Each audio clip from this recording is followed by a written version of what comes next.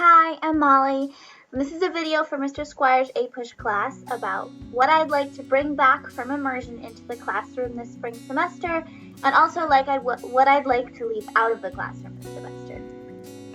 For Immersion, I went to Ghana with a group from MBS. We stayed in a village called Okrase, and we did community service work through an organization called Project Okrase, which is centered in the village.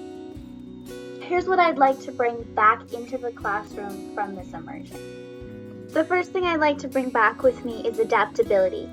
Our schedule changed a lot of the time when we were there, and so we really had to get used to rolling with the punches and being able to work hard and move on even when something completely unexpected happened. And I think I can really use that in the classroom because I get down to a routine and that's what I expect, and sometimes when that gets thrown off, I get really thrown off and it's hard for me to keep working because nothing is as I expected it to be. But I really learned there that I can keep going, I can keep working. I don't need things to be exactly as the schedule says in order to function. I'd also like to bring back with me the knowledge that I gained about the difference in cultures and how this cultural difference can sometimes cause misunderstandings. I think this is important in history because there have been times when a clash between cultures affects the emergence of a state or the start of a war. And so understanding how cultures interact is an important step towards understanding big changes in history. And now for the things that I'd like to leave out of the classroom this semester.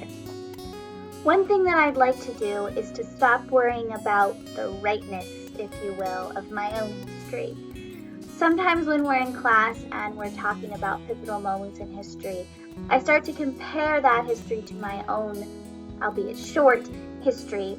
And sometimes what happens is that I go into this sort of spiral and I start thinking about the choices I've made in my social life, with my extracurriculars, with my family, about my education.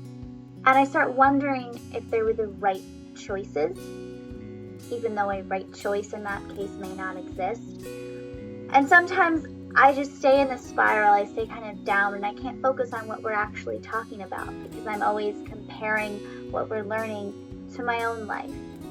And while I don't think there's anything wrong with finding parallels between the history we learn in class and the history of our own lives, that may be a good thing. I want to do it in a way that doesn't distract me from what I'm learning. I want to do it objectively.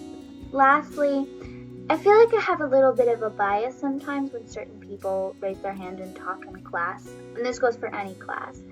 And it's unconscious. I think sometimes when someone starts to talk, I take what they're saying and think about the previous judgments that I have of them, the experiences I've had with them, what I know they're like as a person, and sometimes I take them to be more sincere or less sincere than they really are because I'm thinking about the other experiences that I've had with them.